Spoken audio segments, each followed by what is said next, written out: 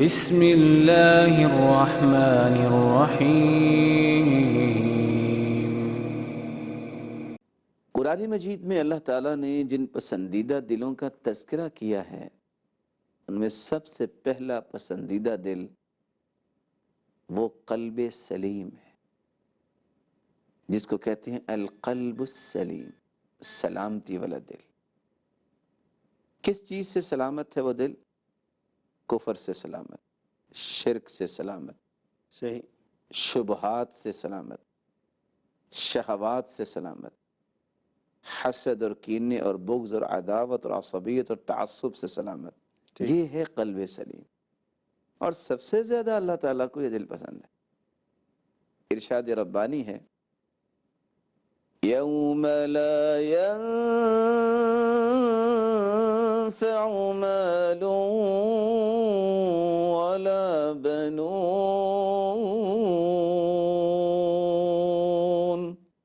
إلا من أتى الله بقلب سليم وأزلفت الجنة للمتقين وبرزت الجحيم للغاوين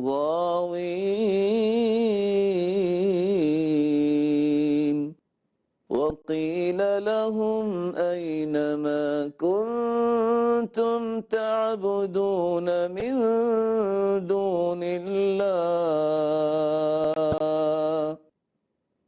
قیامت کے دن نہ مال کام آئے گا، نہ اولاد کام آئے گی، اس دن کام آئے گا تو قلب سلیم کام آئے گا۔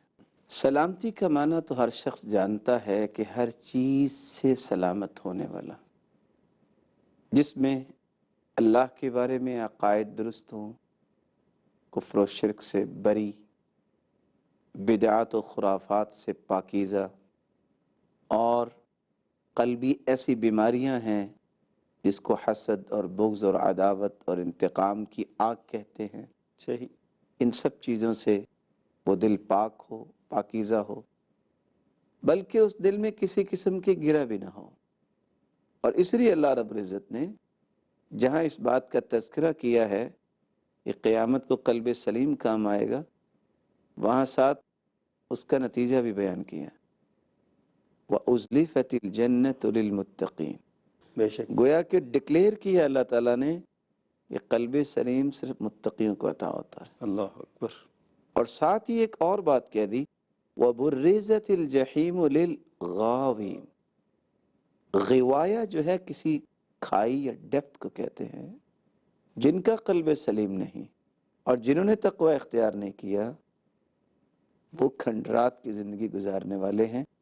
اور دل کو ان تمام چیزوں سے بھر لینا، جس کا تذکرہ آپ نے بھی سنا کہ صاف کرنا ہے، ایسا بھرا ہوا دل جہنم کی کھائیوں میں جا گرے گا۔ اللہ اکبر، اور ساتھ اللہ تعالیٰ نے ایک بہت بڑی بات سمجھا دی مخلوق کو، وَقِيلَ لَهُمْ، اس دن کہا بھی جائے گا، أَيْنَمَا كُنْتُمْ تَعْبُدُونَ مِن دُونِ اللَّهِ۔ اللہ اللہ اللہ، صحیح، دنیا میں تم سمجھتے تھے کہ فلاں عبادت کے لائق ہے، فلاں پکار سنتا ہے، فلاں بگڑی بنانے والا ہے، فلاں غوث اعظم ہے، فلاں صلاحیت رکھنے والا ہے۔ اینما کنتم تعبدون من دون اللہ، اللہ اکبر، اللہ کے علاوہ تم کس کی عبادت کرتے رہے؟ هل ینصرونکم او ینتصرون، کبھی انہوں نے تمہاری مدد کی؟ اللہ اکبر، فکبکبوا فیہا ہم والغاوون، اکیلے وہ نہیں جو اس بات پہ راضی ہوتے ہیں کہ ہماری عبادت کی جائے اللہ کے مقابلے میں، ان کو بھی، اور والغاوون، یہ اس وقت کھائیوں میں گرنے والے دونوں کو کہاں پھینک دیا جائے گا؟ جہنم میں۔ جہنم میں پھینک دیا جائے گا، اللہ اکبر، اس لیے اللہ رب العزت نے قرآن مجید میں ایک دوسری جگہ پہ اسی بات کا تذکرہ کیا ہے، اور کیا فرمایا؟ اذ جاء ربه بقلب سلیم جب وہ اپنے رب کے پاس قلب سلیم لے کے آئے۔ ابراہیم علیہ السلام، اللہ تعالیٰ نے ان کو خلیل اللہ بنایا۔ محبت کے 15 درجے ہیں اور بعض نے 9 درجے بیان کیے۔ صحیح۔ آخری درجہ خلت کا ہے، اللہ اکبر۔ اور ابراہیم علیہ السلام کو اللہ تعالیٰ نے خلیل بنایا۔ صرف خلیل اللہ نہیں بنایا بلکہ ان کی آزمائش ہوئی، اور آزمائش بھی بڑی انوکھی۔ کس طرح اللہ تعالیٰ نے ان کو بیٹے کی گردن پہ چھری چلانے کا حکم دیا جب وہ اس عمر میں پہنچا جس وقت بچے کی ہر ادا انسان کو بھاتی ہے، بھاتی، بالکل صحیح۔ اور بڑی انسان زبردست آزمائش تھی جناب ابراہیم علیہ السلام کی۔ لیکن قرآن نے اس کو 2 جگہوں پہ کس طرح وضاحت سے بیان کیا ہے۔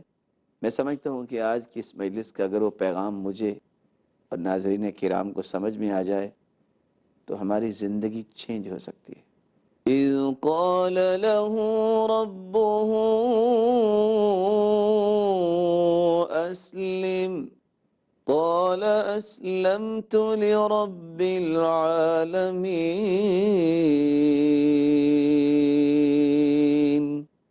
اللہ تعالیٰ نے جب اپنے پیغمبر سے کہا مطیع ہو جاؤ، فرما بردار ہو جاؤ، صحیح۔ بالفاظ دیگر مسلمان ہو جاؤ، اسلم، اسلم۔ کہا میں مطیع ہو گیا۔ کیسے مطیع ہو کے دکھایا؟ فَلَمَّا بَلَغَ مَعَهُ السَّعْيَ قَالَ يَا بُنَيَّ إِنِّي أَرَى فِي الْمَنَامِ أَنِّي أَذْبَحُكَ فَانظُرْ مَاذَا تَرَىٰ قَالَ يَا أَبَتِ افْعَلْ مَا تُؤْمَرُ سَتَجِدُنِي إِن شَاءَ اللَّهُ مِنَ الصَّابِرِينَ۔ فَلَمَّا أَسْلَمَا وَتَلَّهُ لِلْجَبِينِ وَنَادَيْنَاهُ أَن يَا إِبْرَاهِيمُ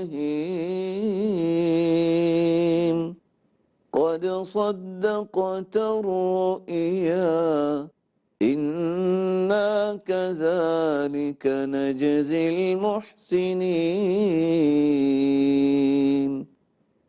فَلَمَّا بَلَغَ مَعَهُ السَّعْيَ، جب وہ دوڑنے کے قابل ہوا، قال یا بنی، اللہ اکبر۔ اے میرے بیٹے، انی ارا فی المنام انی اللہ اکبر۔ فانظر ماذا ترى